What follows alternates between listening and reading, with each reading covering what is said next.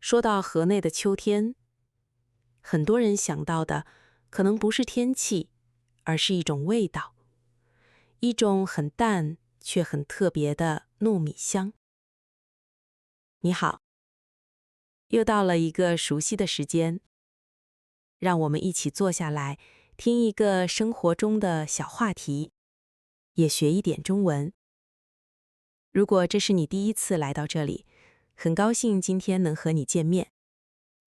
现在，我们一起开始吧。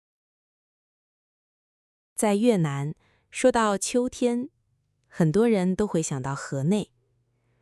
河内的秋天，天气慢慢变凉，街上的生活好像也安静了一点。而这个时候，有一种特别的传统食品也开始出现在人们的生活里。它是用嫩糯米做成的，颜色是淡淡的绿色，有一种很特别的香味儿。对很多河内人来说，它不只是一个食物，它也是秋天的一种味道。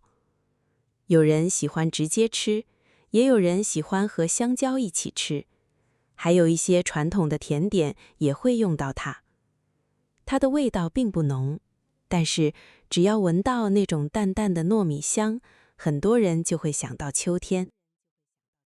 其实，季节留下的记忆有时候很奇怪。一阵风，一首歌，甚至一种味道，都可能让我们想起一个地方。可能是小时候的家，可能是一条熟悉的街道，也可能是很久没有见过的人。对一些人来说，这种绿色的糯米食品就有这样的感觉。小时候可能只是觉得它很好吃，并没有想太多。长大以后，去了别的城市，或者离开了越南，再次看到它的时候，才会想起河内的秋天，想起以前的生活，想起那些很普通的日子。所以，有时候我们怀念的并不只是一个食物，而是它带回来的感觉。河内的秋天也许就是这样，没有特别热闹，也不需要太多介绍。天气凉一点儿，声光柔和一点儿，街边有淡淡的香味儿，就会让人觉得秋天来了。而现在，秋天还没有真正到来，但是很多人已经开始期待那个熟悉的味道，期待天气慢慢变凉，也期待河内街头再次出现那种淡淡的糯米香。其实，每个城市都有属于自己的季节味道。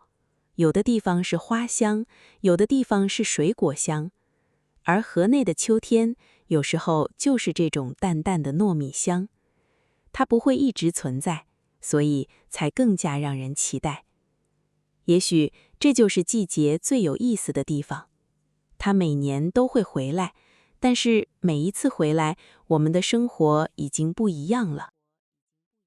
好了，今天就聊到这里。如果以后你来到河内，刚好遇到秋天，不妨尝一尝这种越南传统食品。也许你会发现，有些秋天不是用眼睛看到的，而是用味道记住的。我们下次再见。